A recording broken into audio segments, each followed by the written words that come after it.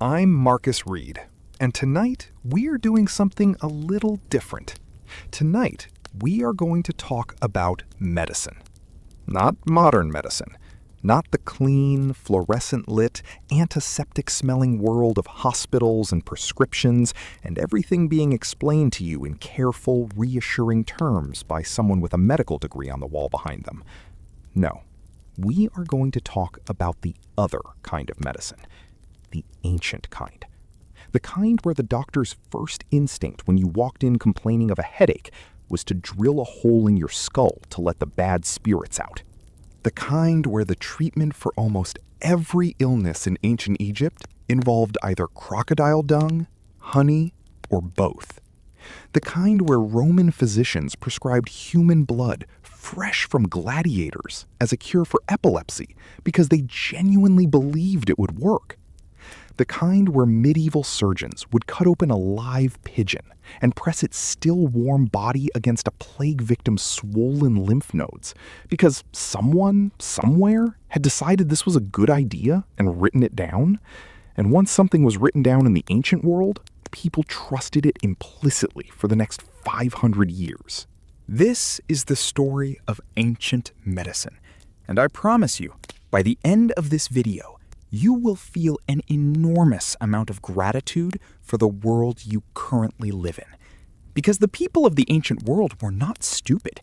They were extraordinarily intelligent, observant, creative, and dedicated to understanding the human body and healing the people around them. They simply did not have the tools we have. They did not have germ theory. They did not have chemistry. They did not have any of the accumulated scientific knowledge that we take completely for granted every time we swallow a paracetamol without thinking about it. They had herbs and minerals and animal parts and philosophy and intuition and occasionally genuinely brilliant insight. And they worked with what they had. Tonight, we are going to walk through that world together.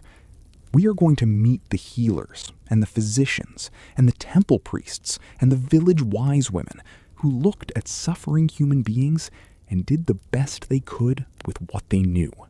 Some of what they did was surprisingly effective. Some of it was harmless but useless, and some of it was so spectacularly, breathtakingly wrong that it is hard to believe anyone survived the treatment long enough to report whether it worked. Before we begin, drop a comment below telling me where in the world you are watching from tonight and what time it is there. This channel now reaches people in over 40 countries, and reading your comments every morning is genuinely one of the highlights of my day.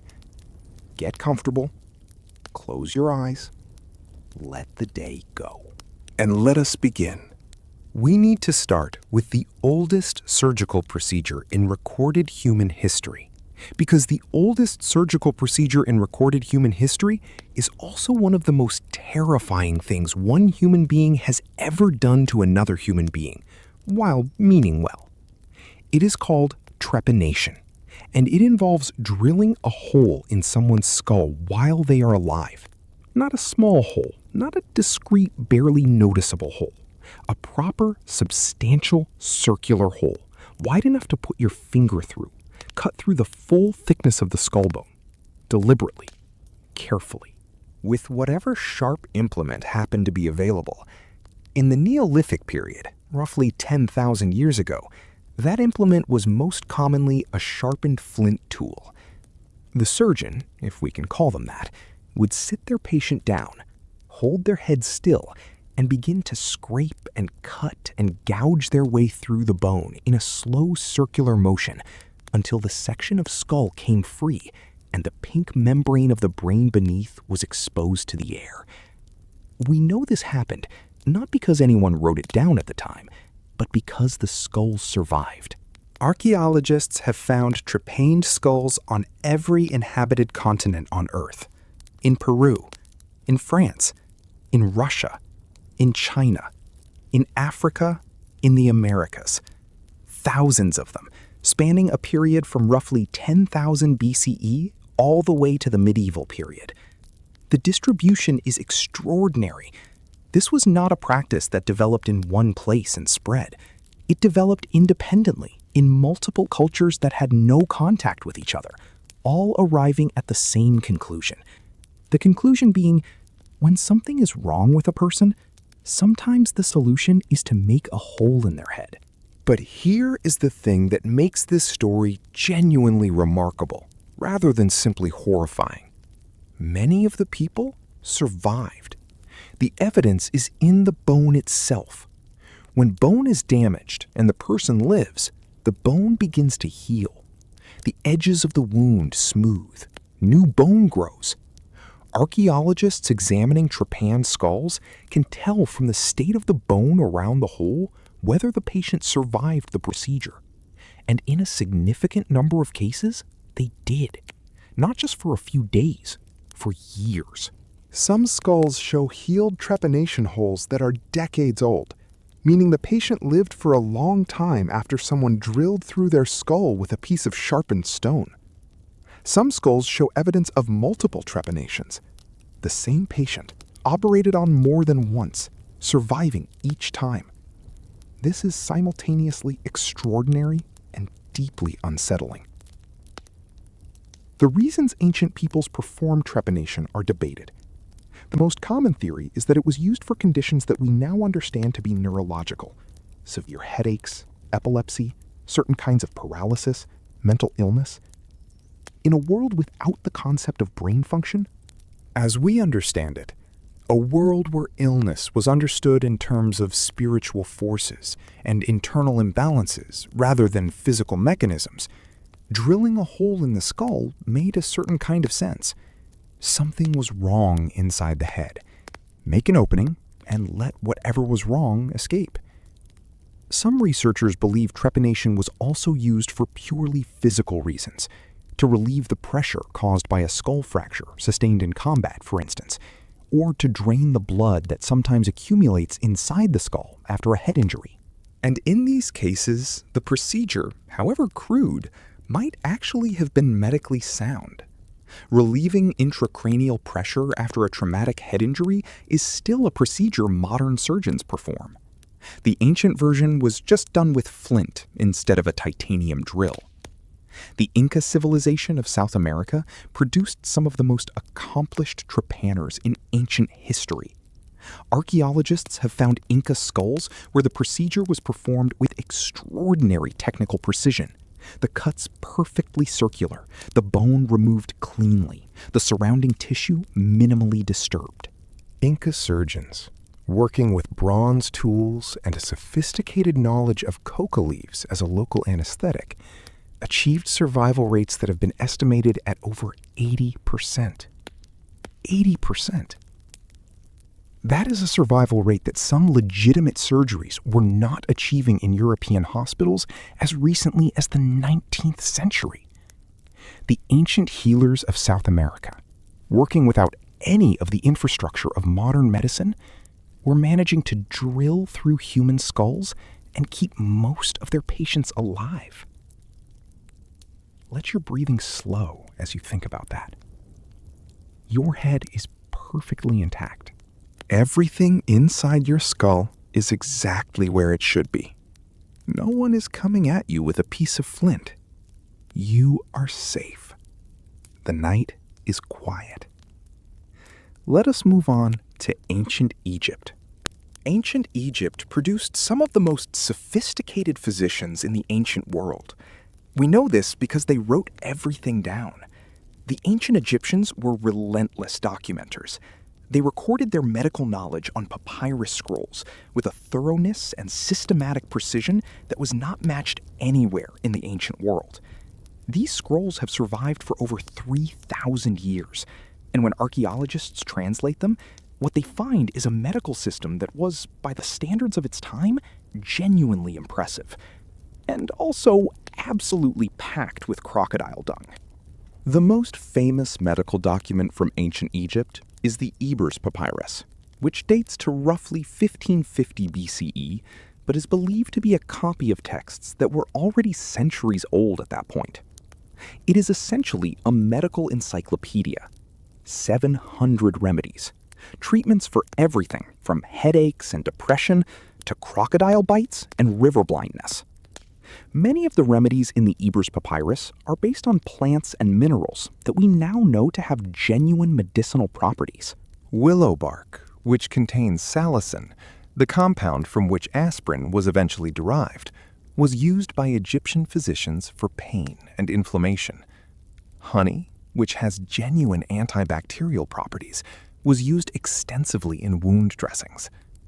Garlic, which has mild antimicrobial effects, appeared in dozens of remedies. These were not lucky guesses. They were the product of generations of careful observation. Egyptian physicians watched what worked and what did not. They recorded their findings. They built on each other's knowledge. They were doing something that looks, in its structure and intent, very much like empirical medicine. And then there is the crocodile dung. The Ebers Papyrus recommends crocodile dung as a contraceptive to be mixed with other substances and inserted vaginally. It also appears in treatments for skin conditions and certain eye complaints. Hippopotamus fat was used as a hair loss remedy. The dung of various animals appeared repeatedly throughout Egyptian medical texts as an ingredient in treatments for conditions ranging from infected wounds to digestive problems. The reasoning within the framework of Egyptian medical thought was not entirely irrational. Egyptian physicians believed that disease was caused in part by the presence of malign forces or substances within the body, and that certain powerfully repellent or purging substances could drive these forces out. Something as viscerally unpleasant as crocodile dung, it was reasoned, must have powerful properties. The more extreme the smell or the substance, the more effectively it would combat whatever malign force was causing the illness. This logic is internally consistent. It is simply based on a completely wrong understanding of how disease actually works. The genuinely impressive part of Egyptian medicine was its surgical knowledge. Egyptian surgeons performed procedures that were sophisticated by any standard.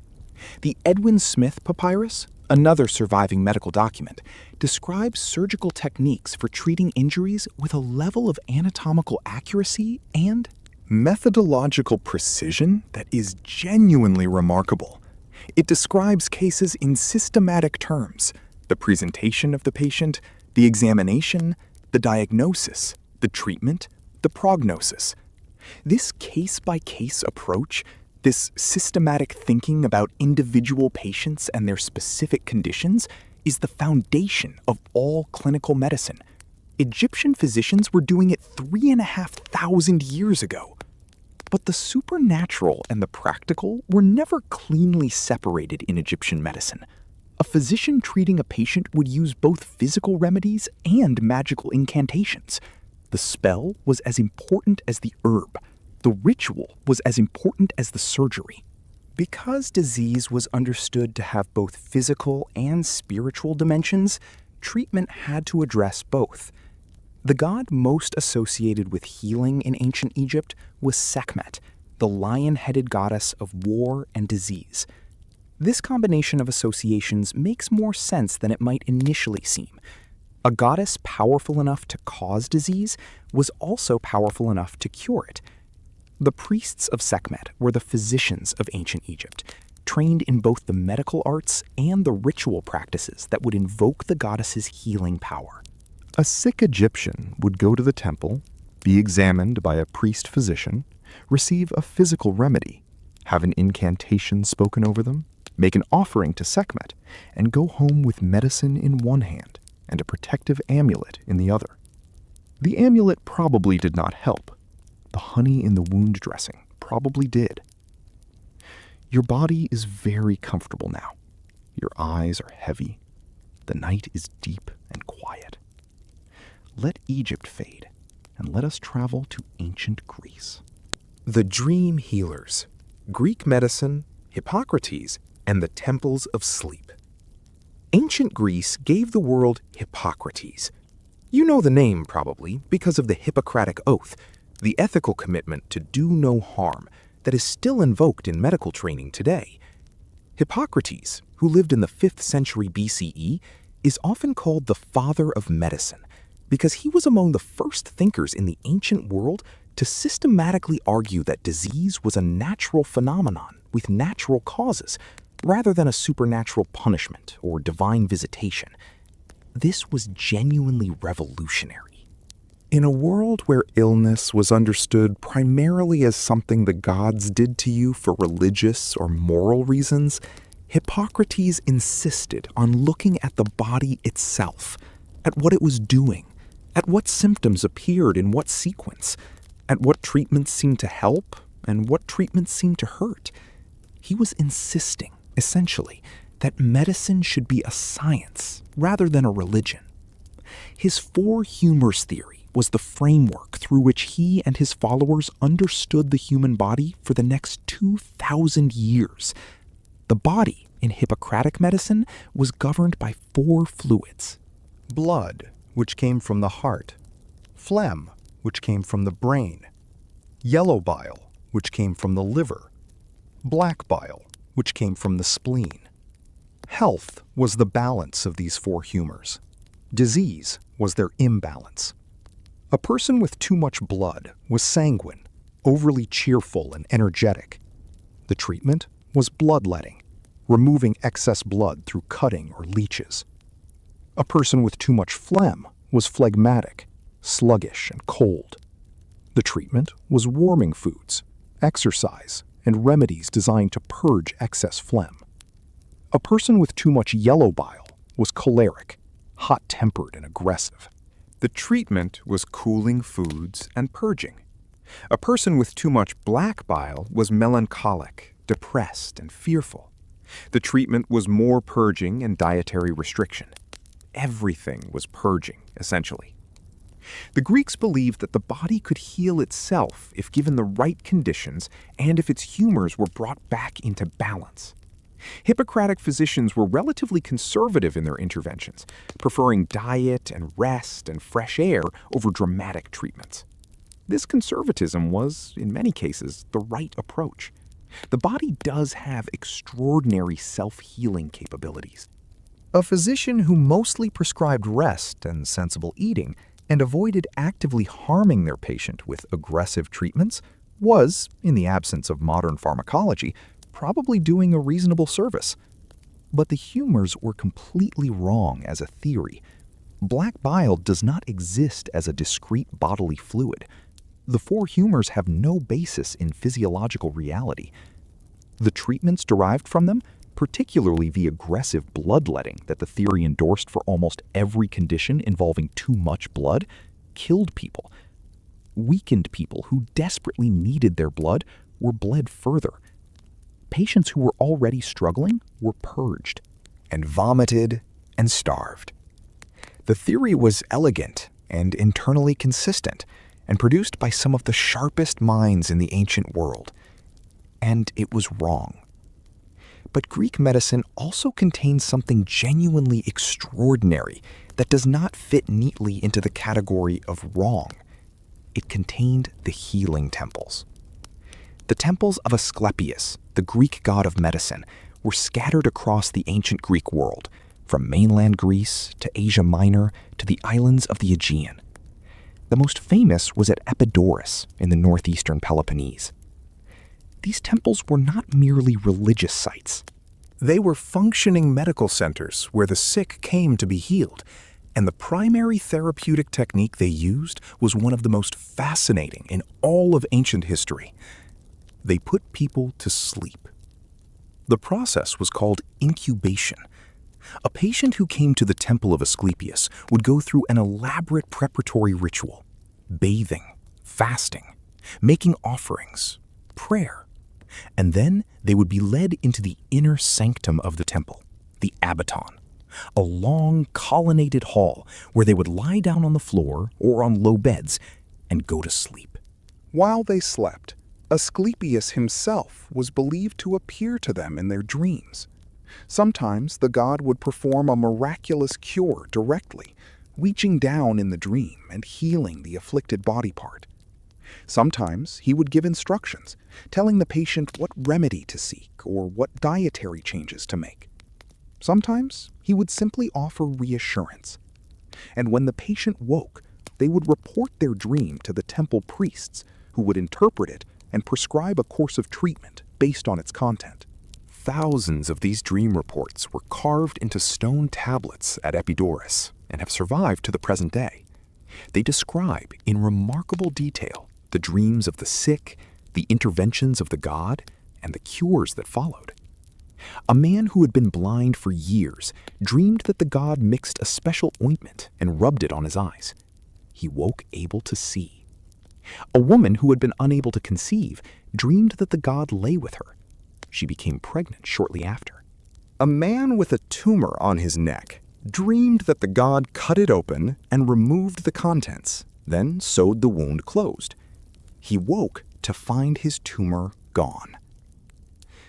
Now, there are several possible explanations for these accounts. The simplest is that the priests wrote down favorable outcomes and ignored the unfavorable ones, creating a record of miracle cures that did not reflect the actual range of results. This is almost certainly true to some extent. Temple medicine had a significant PR operation. But there is another explanation that is more interesting. Many people who came to the temples of Asclepius were suffering from conditions that had a significant psychological Chronic pain with no clear physical cause, depression and anxiety presenting as physical symptoms, paralysis or blindness, or other conditions driven by trauma and stress rather than tissue damage. And for these patients, the elaborate ritual of the temple, the fasting and the prayer and the sacred space and the belief in divine intervention may have been genuinely therapeutic. Not because Asclepius appeared in their dreams, but because the experience triggered something in the nervous system that the body used to heal itself. We call it the placebo effect now.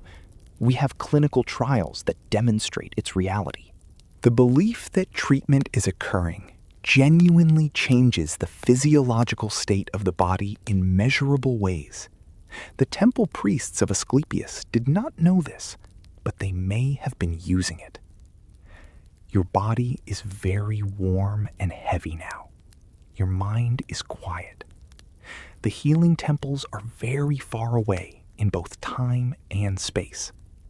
Let us travel further. Blood, bile, and leeches. Roman medicine and the art of making everything worse. Rome inherited Greek medicine enthusiastically. Too enthusiastically, some historians argue. The Romans took the four humors theory, the bloodletting, the purging, the elaborate dietary prescriptions of the Hippocratic tradition, and applied them with characteristic Roman thoroughness and systematic efficiency. If a little bloodletting was recommended by Greek theory, Roman physicians were going to do a lot of bloodletting, and they were going to do it properly. The most famous physician of the Roman imperial period was Galen of Pergamon, who lived in the 2nd century CE and served as physician to several Roman emperors, including Marcus Aurelius. Galen was, by any measure, one of the most brilliant and productive medical writers in the ancient world. He wrote hundreds of medical texts. He conducted dissections, primarily of animals, since human dissection was restricted in Rome. And he used the results to build a detailed, systematic picture of human anatomy. His work was so authoritative that it dominated European medicine for the next 1,400 years. And it contained significant errors.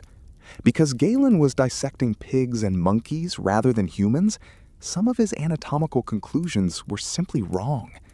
He described a blood vessel network in the human brain, the rete mirabili, that exists in cattle and pigs, but not in humans. Because his texts were treated as sacred authority rather than as starting points for further investigation, this error persisted in European medical education until the 16th century, when Andreas Vesalius actually dissected a human body and noticed that the rete mirabili was not there. For 1,400 years, medical students were taught that their own brains contained a structure that their brains did not actually contain. But it is Roman medicine's relationship with blood that is most striking to the modern reader. Bloodletting was the Swiss army knife of Roman medicine. It was prescribed for almost every condition. Too hot? Bleed the patient. Too cold? Different vein, but still bleed the patient. Pain? Bleed. Fever? Bleed. Inflammation? Bleed. Mental illness? Definitely bleed. Epilepsy? Bleed. The logic was rooted in the humors theory. Most diseases were understood to involve an excess of blood or a corruption of blood. Removing blood removed the excess or the corruption. It was as simple as that. Roman physicians were exceptionally skilled at bloodletting. They had a sophisticated understanding of the body's venous system and knew which veins to open for which conditions. They had specialized instruments, lancets of various sizes, bronze and iron cups for cupping, and of course the ever-present leeches, which had the advantage of being self-limiting, since a leech would only take as much blood as its body could hold before it fell off. The problem was that bloodletting as a general therapeutic practice is almost entirely useless and frequently harmful. Blood carries oxygen and immune cells and nutrients to every tissue in the body. Removing it makes sick people sicker. Weakened patients who were already losing blood to infection or injury were bled further. People who needed rest and nutrition were given neither and had their blood removed instead.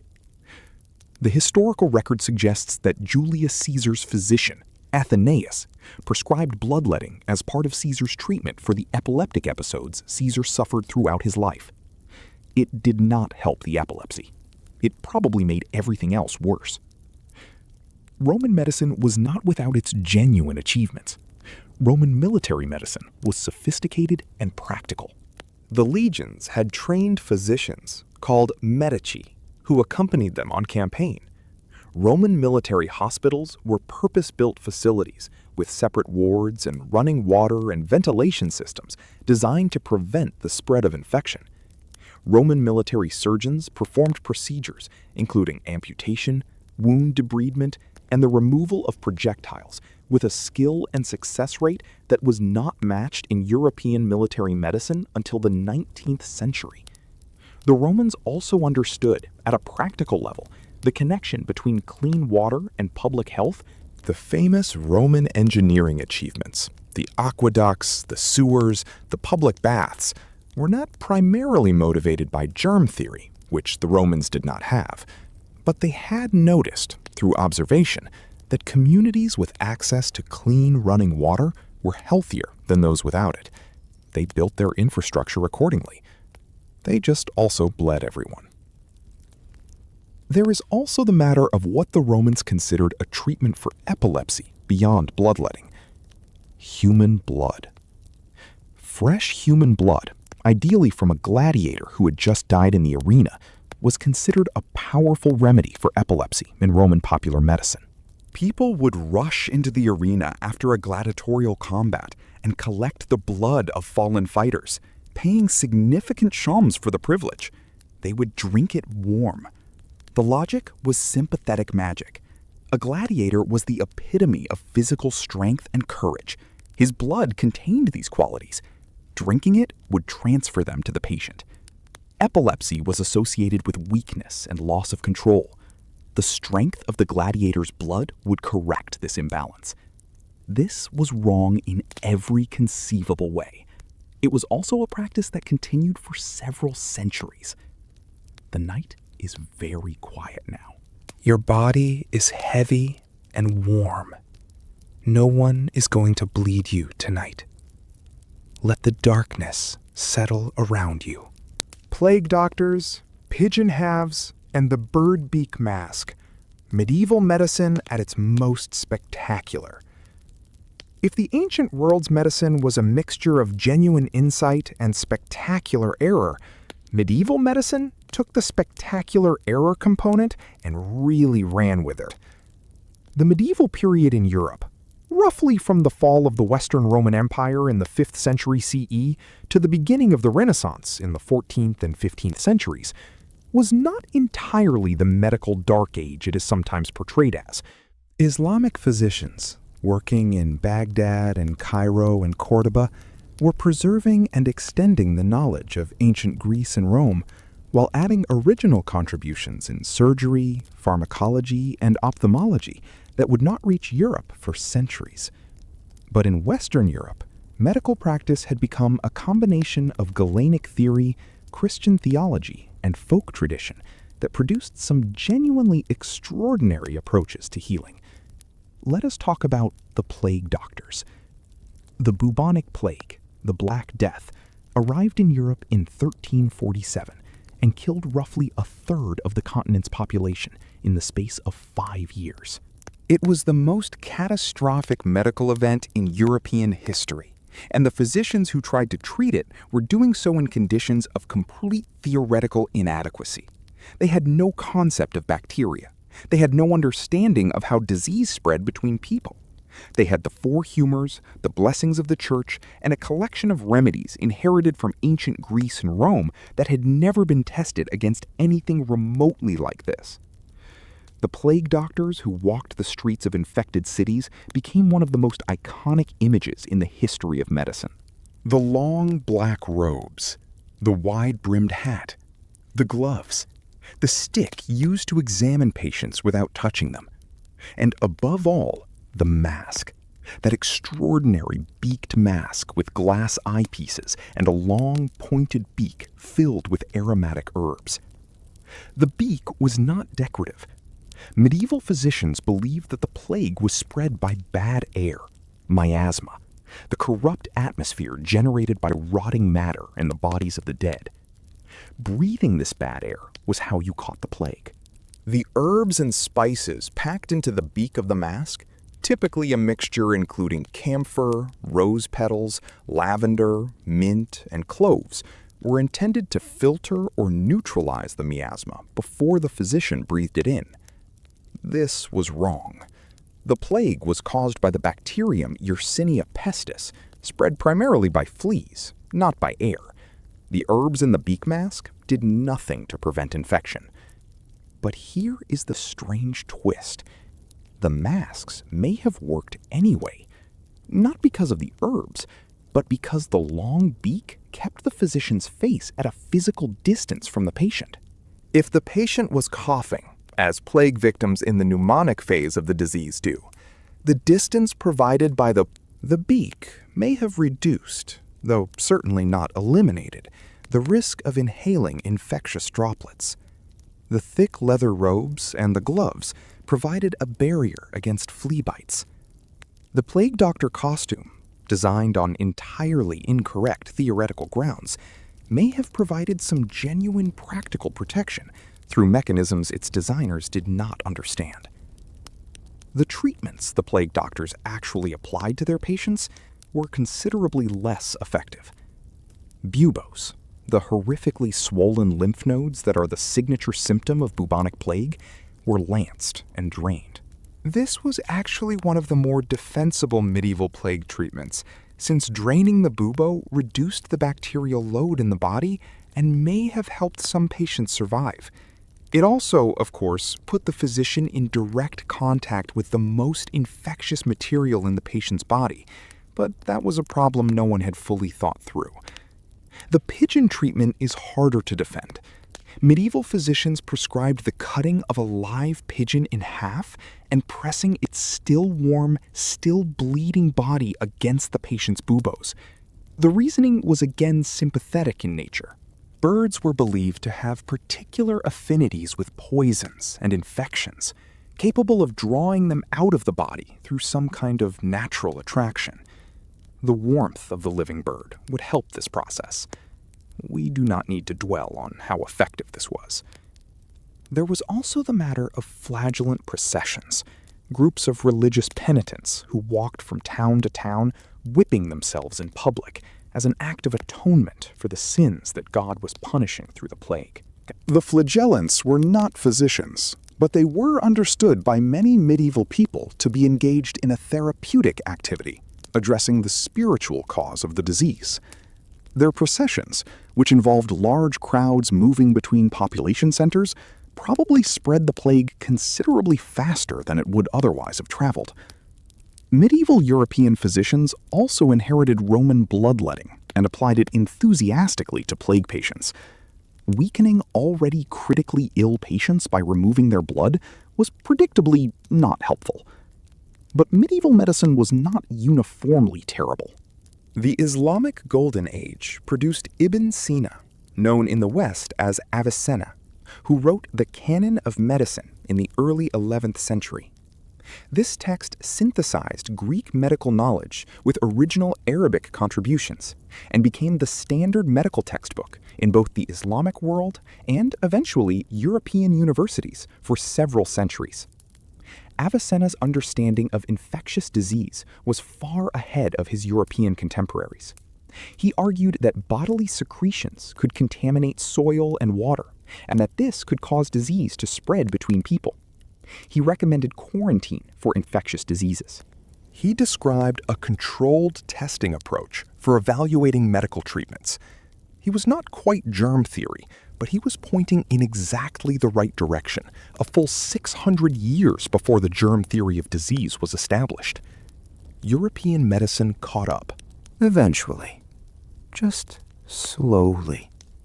Very, very slowly. Your breathing is slow and even now. The air around you is clean and free of miasma. No plague doctor is coming. You are perfectly safe. The strange, the brave, and the accidentally brilliant. Ancient medicine's unexpected triumphs. We have spent much of this story talking about what ancient medicine got wrong, and there was so much that it got wrong, so spectacularly, sometimes fatally, impressively wrong. The skull drilling and the crocodile dung and the gladiator blood and the warm pigeon halves and the endless, relentless bloodletting of everyone who walked through a physician's door complaining of absolutely anything. But the full story of ancient medicine is not a simple story of ignorance and error. It is also a story of extraordinary courage and creativity, of people who looked at suffering and refused to accept it, who observed the natural world with the attention of scientists, even when they lacked the theoretical framework of science, who sometimes stumbled onto truths that they could not have fully understood, but that turned out to be completely correct. Let us talk about some of those stumbles. The ancient Sumerians, the civilization that flourished in what is now Iraq roughly 4,000 years ago, produced the oldest surviving medical prescriptions in history, written on clay tablets in cuneiform script. These prescriptions contain mostly mineral and plant-based remedies, some of which are recognizable today. One remedy for what sounds like a skin infection involves a mixture of salt and oil applied topically. Salt water is still used to clean wounds and reduce infection today. They did not know about bacteria, but they had noticed, through observation, that salt water helped. The ancient Chinese, whose medical tradition we have discussed elsewhere on this channel, made some of the most remarkable contributions to pre-modern medicine in the world. Chinese physicians were using a form of inoculation against smallpox as early as the 10th century CE. The procedure, called variolation, involved taking material from a mild smallpox pustule and introducing it into a healthy person through the nose or a small cut in the skin. The person would develop a mild case of smallpox, recover, and be immune to more severe infections afterward. This was 400 years before Edward Jenner developed smallpox vaccination in Europe. And it worked. It worked for the same reason Jenner's vaccine worked, because exposure to a weakened form of the pathogen stimulates the immune system to develop protective antibodies. The Chinese physicians who developed variolation had no concept of the immune system, or of antibodies, or of pathogens. They had simply noticed that people who survived mild smallpox did not get severe smallpox, and they had figured out a way to give people the mild version deliberately. This is genuinely extraordinary. Indigenous healers across multiple continents developed sophisticated pharmacological knowledge through millennia of careful observation and experimentation. The Amazon basin alone contains plant species whose medicinal properties are still being investigated by modern pharmacologists. The willow bark that Egyptian physicians used for pain contained salicin. The cinchona bark used by indigenous Peruvian healers for fever contained quinine, still one of the most effective treatments for malaria. The foxglove used by European herbalists for heart conditions contained digitalis, which is still used in cardiac medicine today. None of these healers knew why their remedies worked. They had no chemistry. They had no pharmacology. They had observation. They had tradition. They had the accumulated experience of generations of healers who had watched carefully and systematically what happened when they gave specific plants to specific patients with specific symptoms. They were doing science without the word for it, and ancient surgery deserves more credit than it usually receives. We mentioned the Inca trepanners with their astonishing survival rates. Egyptian surgeons were performing cataract operations, a procedure involving the insertion of a needle to displace a clouded lens, with results good enough that the technique spread across the ancient world and was still being used in modified forms in the 18th century. Indian surgeons in the Sushruta tradition, dating to roughly the 6th century BCE, performed rhinoplasty, reconstructing damaged noses using skin grafts from the cheek or forehead, with techniques sophisticated enough that they were rediscovered and claimed as original inventions by European surgeons in the 18th century. The Sushruta Samhita, the ancient Indian surgical text, describes over 100 surgical instruments. It discusses anesthesia. It describes wound closure techniques, including the use of large ants as living sutures, their heads clamped over wound edges and their bodies removed, leaving the jaws to hold the tissue together. This technique, using insect mandibles as wound clips, is genuinely effective. Their jaw geometry produces exactly the right clamping force. And then there is the story of Archagathus. Archagathus was the first Greek physician to practice medicine in Rome, arriving in the city in 219 BCE. He was initially welcomed and celebrated. The Romans had no trained physicians of their own and were impressed by his Greek learning and his confident diagnostic approach. Then they watched him work. Archagathus, trained in the aggressive surgical tradition of Hellenistic medicine, operated on patients with a vigor that Roman observers found frankly alarming. He cut, he cauterized, he probed wounds with instruments. He performed procedures that no Roman had ever seen before. They called him the butcher. But some of his patients survived wounds and conditions that had previously been considered fatal.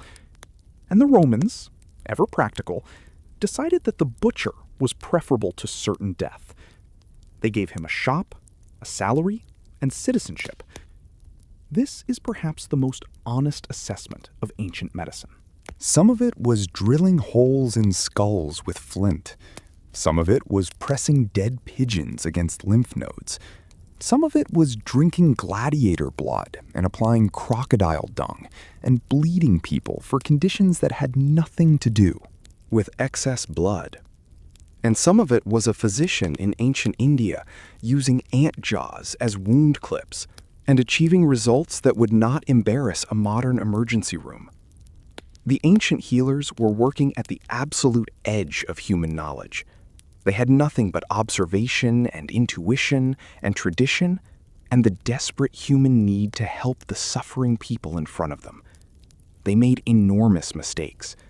they also made discoveries that took the rest of the world centuries to catch up to.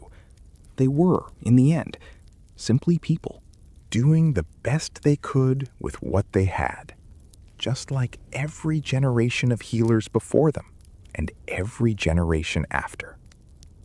Your body is perfectly still now. Your breathing is slow and deep. The ancient world is very far away. The crocodile dung is safely contained in museum display cases.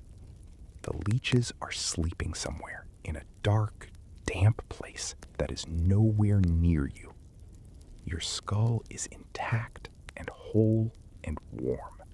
All of ancient medicine, all of its strange and desperate and occasionally brilliant attempts to understand the human body and keep it alive, has led across thousands of years of accumulated error and insight and courage and catastrophically bad theory to the world you live in tonight. The world where the headache you wake up with tomorrow morning can be fixed with a small white pill that costs almost nothing and will work within the hour. 30,000 years of medical history, countless brilliant and misguided and brave and occasionally quite mad healers. All of it pointing forward, through the centuries, toward the mundane miracle of a paracetamol on a bedside table. Let your thoughts drift now. Let the faces of the ancient healers, the Egyptian priest-physicians and the Greek temple doctors, and the Roman army surgeons, and the medieval plague doctors in their extraordinary beaked masks, let them pass through your mind like shadows, dim and distant and strangely familiar. They were trying to do the same thing you do every time you take medicine. They were trying to be well. They were trying to help the people around them be well. They simply did not always know how. Your eyes are very heavy. Your hands are very heavy. The room around you is very quiet.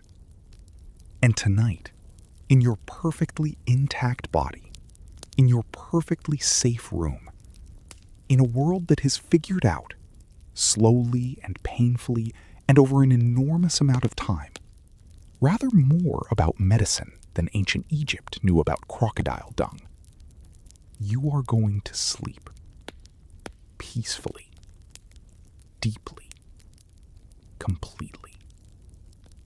Tomorrow, there will be another story. Another piece of the long, strange, extraordinary history of the world you live in. Another reason to come back to this channel.